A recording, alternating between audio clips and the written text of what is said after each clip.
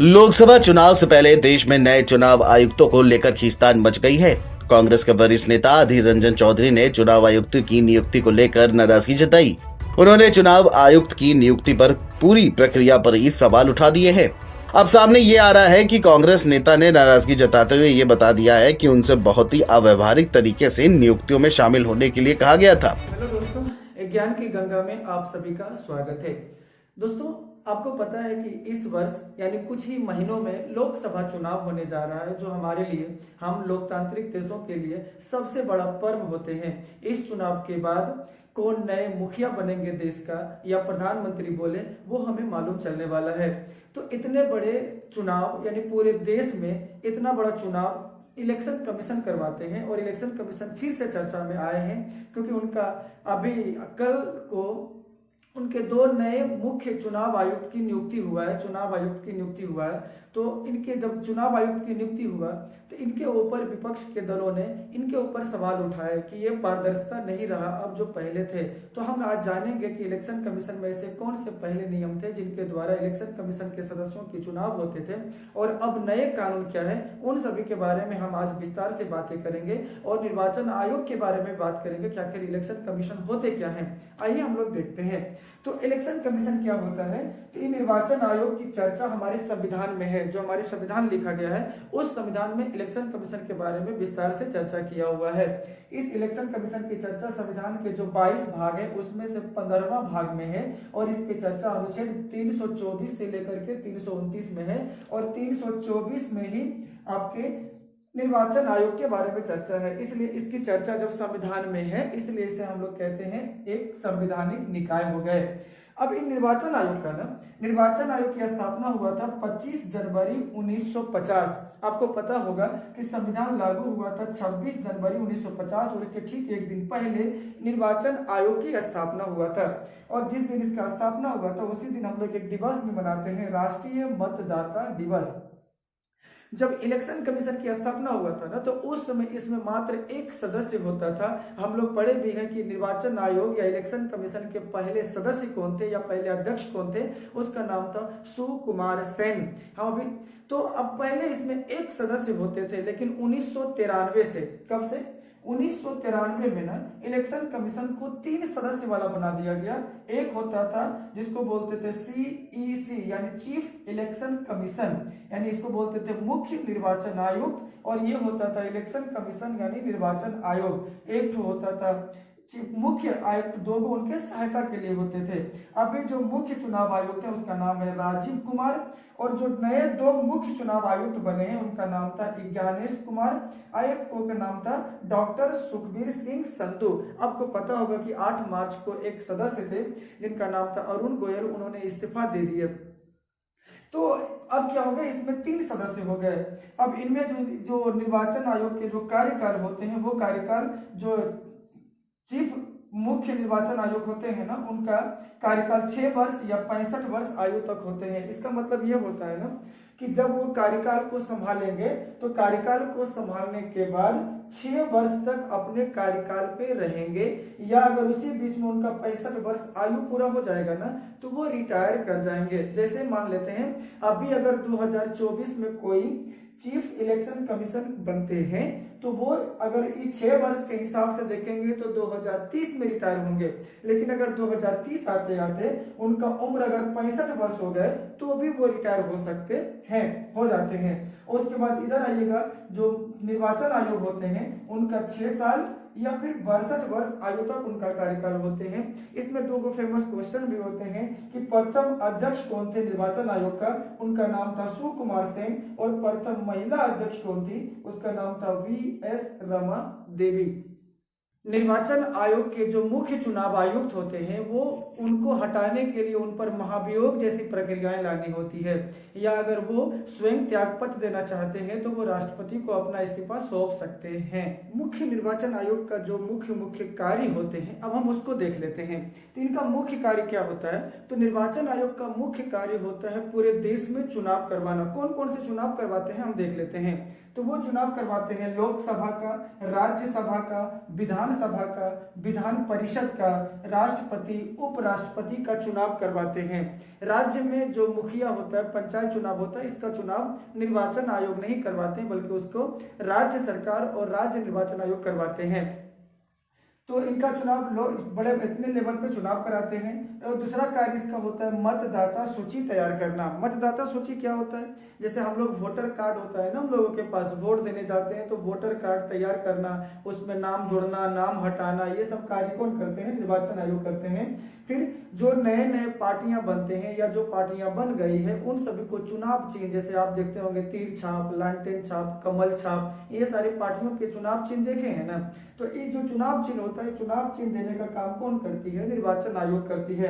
और इसका एक और जो मुख्य कार्य होते हैं वो आचार संहिता लागू कर देते हैं, जो अभी आने वाले 1-2 दिन में भारत में आचार संहिता लागू हो जाएंगे। आचार संहिता लागू होने के बाद जो सरकार होते हैं वो कोई नए कानून, नए संशोधन, नए बिल या कोई नए काम नहीं कर सकते हैं। यानी प्रधानमंत्री की शक्ति समाप्त कर दिए जाते हैं नए कार्य करने के लिए। इनका जो वेतन होता है ना, इनका वेतन 2.5 लाख रुपए महीने होते हैं। निर्वाचन आयोग के जो अध्यक्ष होते हैं उनका वेतन 2.5 लाख रुपए महीने होते हैं। यानी जो सुप्रीम कोर्ट के जज होते हैं ना, सुप्रीम कोर्ट के जज के बराबर इनका भी वेतन और महंगाई भत्ते सब मिलते हैं। याद रखिएगा, सुप्रीम कोर्ट के जो मुख्य न्यायाधीश होते हैं, जो अभी DY चंद्रचूड़ हैं, उनका वेतन 2,80,000 रुपये पर महीने होते हैं और अन्य जज का वेतन 2.5 लाख होते हैं। तो उसी प्रकार इलेक्शन कमीशन के जो अध्यक्ष होते हैं उनका भी वेतन कितने होते हैं? 2.5 लाख रुपए होते हैं। इलेक्शन कमीशन के जो अध्यक्ष का चुनाव होते हैं या उनमें जो 3 सदस्य होते हैं, उनके चुनाव की प्रक्रिया के लिए ना 2 समितियां बहुत प्रमुख होती है। तो हम उनको देख लेते हैं कि जो समिति गठित किया गया था उन्होंने क्या सुझाव दिया था इनके सिलेक्शन को, प्रोसेस को लेकर के। तो इनके लिए जो निर्वाचन आयोग के लिए जो नियुक्ति प्रक्रिया है, तो समितियां बनी थी, जो बताया था कि सदस्य जब निर्वाचन आयोग के जो अध्यक्ष बनेंगे उनकी नियुक्ति के लिए कौन कौन से सदस्य होंगे जो उनकी नियुक्ति करेंगे। तो उनके लिए एक समिति बना था, नाम था तारकुंडे समिति। 1975 में इन्होंने कहा था ना कि जो निर्वाचन आयोग के अध्यक्ष का सिलेक्शन करेगा उस सिलेक्शन कमेटी में 3 सदस्य होंगे और उस सदस्य में से एक होंगे प्रधानमंत्री, जो वर्तमान में प्रधानमंत्री होते हैं वो होंगे, और एक होंगे लोकसभा प्रतिपक्ष नेता, और एक होंगे सुप्रीम कोर्ट के मुख्य न्यायाधीश यानी चीफ जस्टिस ऑफ इंडिया। यानी कितनी अच्छी बात बोला था कि जब इलेक्शन कमीशन का जब चुनाव होगा, कौन व्यक्ति इलेक्शन कमीशन के अध्यक्ष बनेंगे, इसके लिए 3 सदस्य वाली कमेटी उनका चुनाव करेंगे, जिसमें एक होंगे प्रधानमंत्री, एक होंगे प्रतिपक्ष नेता, उनके विपक्ष के नेता, और एक होंगे चीफ जस्टिस ऑफ इंडिया। अब बताओ, ये तीनों के जो बहुमत जिसके ऊपर ज्यादा, जिसके तरफ 2 लोग बोलेंगे, यानी इन तीनों में से अगर मान लेते हैं कोई आदमी खड़े हैं कि हाँ उसको इलेक्शन कमीशन का अध्यक्ष बनाना है, तो इनमें से कम 2 लोगों की सहमति होना जरूरी है। तो वो क्या बन जाएंगे? निर्वाचन आयोग के अध्यक्ष बन जाएंगे। उसी तरह से वो अब एक बार और कमेटी बना था, दिनेश गोस्वामी समिति 1990 में। उन्होंने इन्हीं बातों को दोहराया था। उन्होंने भी कहा था कि यह ठीक है, जो तारकुंडे समिति ने कहा था वही बात सही है।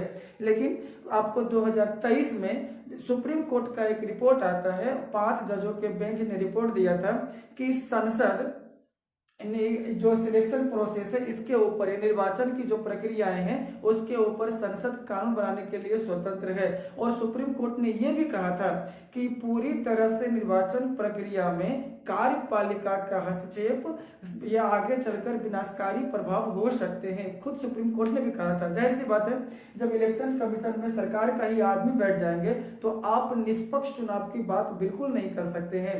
अब हम देखते हैं ना कि जब सुप्रीम कोर्ट ने यह कह दिया कि संसद इस पर नए कानून बनाने के लिए स्वतंत्र है, तो वो नए कानून क्या बनाए, अब हम उनके बारे में बातें करते हैं। निर्वाचन आयोग के अध्यक्ष को लेकर जो नया कानून है और पुराना कानून है, दोनों को हम लोग देख लेते हैं। तो नया कानून जो था ना, इसमें देखते हैं पहले तो नया कानून क्या था, पहले पुराना कानून देख लेते हैं। पुराना कानून कहता था, जो हम तारकुंडे समिति बताए थे कि पुराना कानून में कहता है कि एक सिलेक्शन कमेटी होगा जिसमें 3 सदस्य होंगे। ये 3 सदस्य में जो अध्यक्ष होंगे वो होंगे प्रधानमंत्री, जो वर्तमान प्रधानमंत्री होते हैं वो होंगे, और एक होंगे लोकसभा प्रतिपक्ष का नेता यानी विपक्ष के जो नेता होंगे, एक वो होंगे, और एक था CJI chief justice of India यानी सुप्रीम कोर्ट के मुख्य न्यायाधीश, ये 3 गो होते थे और ये 3 गो में से 2 गो जिनको नियुक्त करते थे वही बनते थे क्या, निर्वाचन आयोग के अध्यक्ष। अब नया कानून क्या लेके चला आया है, तो नया कानून भी कहा है कि सिलेक्शन कमेटी जिस तरह 3 सदस्य होते हैं वैसे ही यहाँ भी 3 सदस्य होंगे, लेकिन पहला जो होगा अध्यक्ष वो प्रधानमंत्री होगा। यहाँ भी प्रधानमंत्री, यहाँ भी प्रधानमंत्री, यहाँ तक ठीक था। अगला कहता है कि दूसरा जो सदस्य होगा वो लोकसभा प्रतिपक्ष नेता होगा, यहाँ भी कह रहा है कि लोकसभा प्रतिपक्ष नेता, ये भी ठीक है। लेकिन यहाँ पे जो था CJI chief justice of India बोला कि अब ये नहीं रहेगा।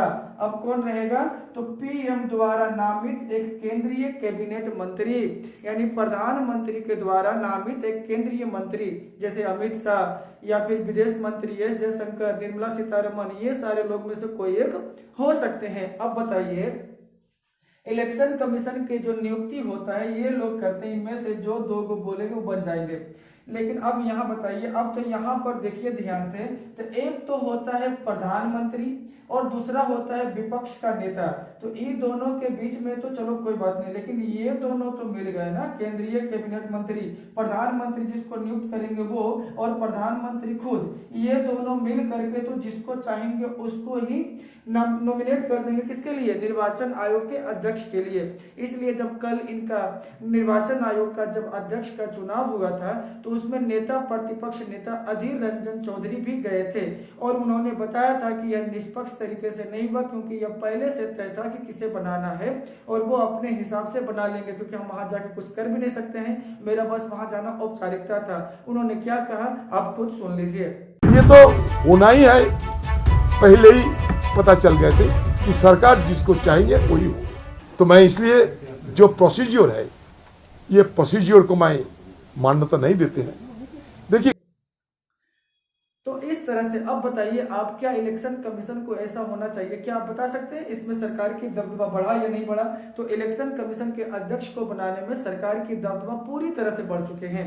तो यहाँ पर वो सरकार अपने मन से कोई भी अधिकारी को यहाँ पे नियुक्त कर सकते हैं जो उनके इशारे पे काम करे। तो ये एक लोकतंत्र के लिए बिल्कुल खतरा ही है। आई होप आपको अच्छी तरह से हम समझा पाए होंगे। आप खुद से विचार भी कीजिएगा इनमें कि क्या ये सही है या गलत है, और हम लोग मिलते हैं अब नेक्स्ट वीडियो में। तब तक के लिए जय हिंद।